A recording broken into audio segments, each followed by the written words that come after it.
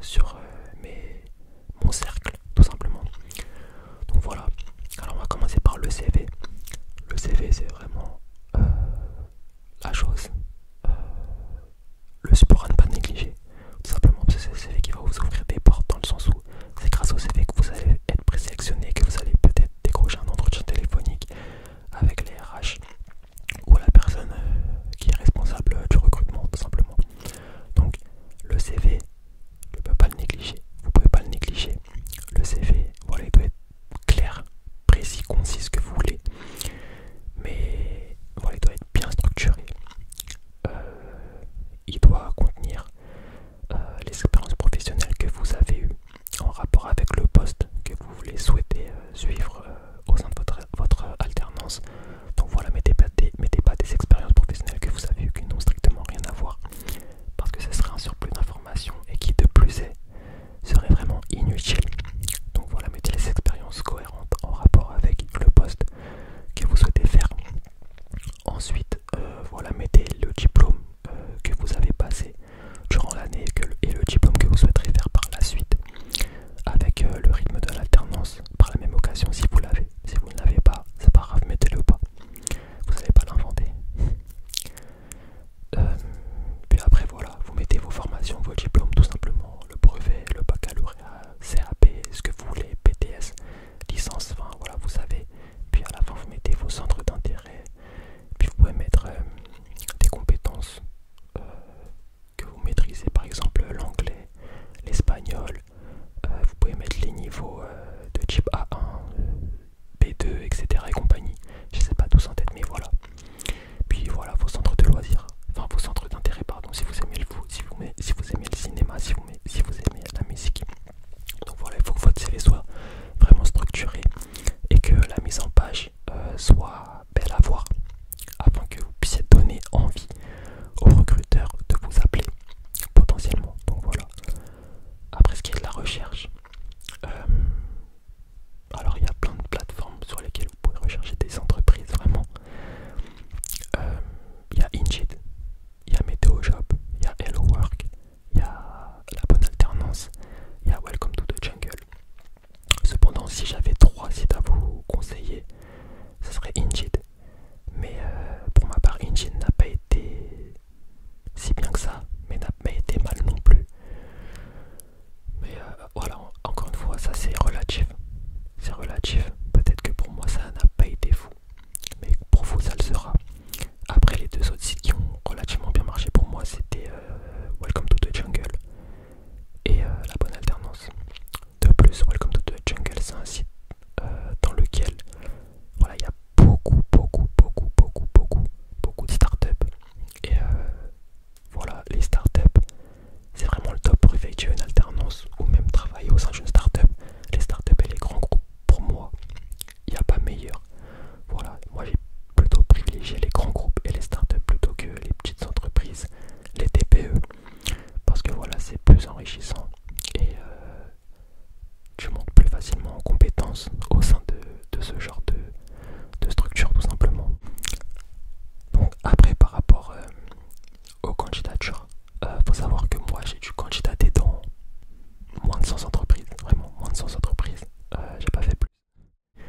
Faut vraiment que vous postulez dans une entreprise que vous aimez, en tout cas à première vue, et non pas par dépit, parce que voilà, une alternance ça dure au minimum 1 année, 2 ans, 3 ans et plus, je sais pas. Donc voilà, il faut que vous sentiez bien au sein de l'entreprise dans laquelle vous allez travailler, sinon votre alternance va être catastrophique. Et peut-être même que au cours de l'année, voilà, vous allez arrêter votre alternance parce que vous travaillerez au sein d'une entreprise qui ne vous plaît pas, tout simplement. Donc voilà, la recherche d'entreprise, elle est vraiment très importante. Ensuite, par rapport aux entretiens,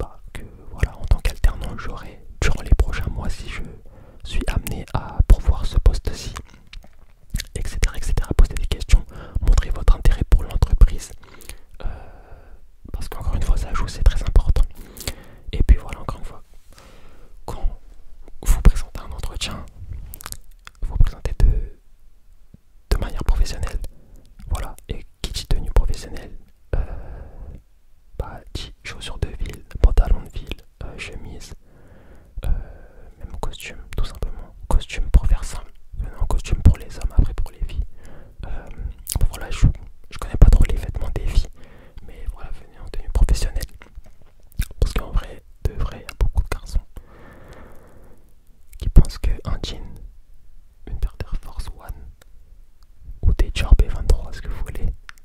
C'est une tenue professionnelle, alors que non, pas du tout. Et la première impression, c'est la plus importante, comme on dit.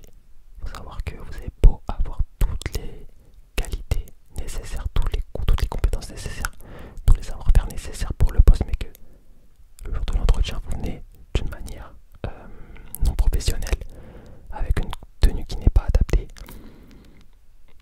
La RH sait déjà, ou le recruteur sait déjà que voilà, vous ne serez pas amené à être accepté pour le poste. Donc voilà, c'est très important.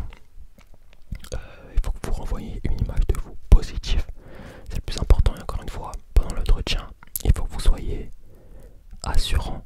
Il faut que vous soyez, enfin du moins rassurant, pardon. Il faut que vous soyez rassurant. Il faut que vous soyez serein. Il faut que vous ayez confiance en vous. C'est très important. Vous ne pouvez pas parler dans votre barbe. Vous ne pouvez pas parler vous ne pouvez pas parler en n'étant pas sûr de vous. Il faut que vous soyez convaincant, très convaincant même, je dirais.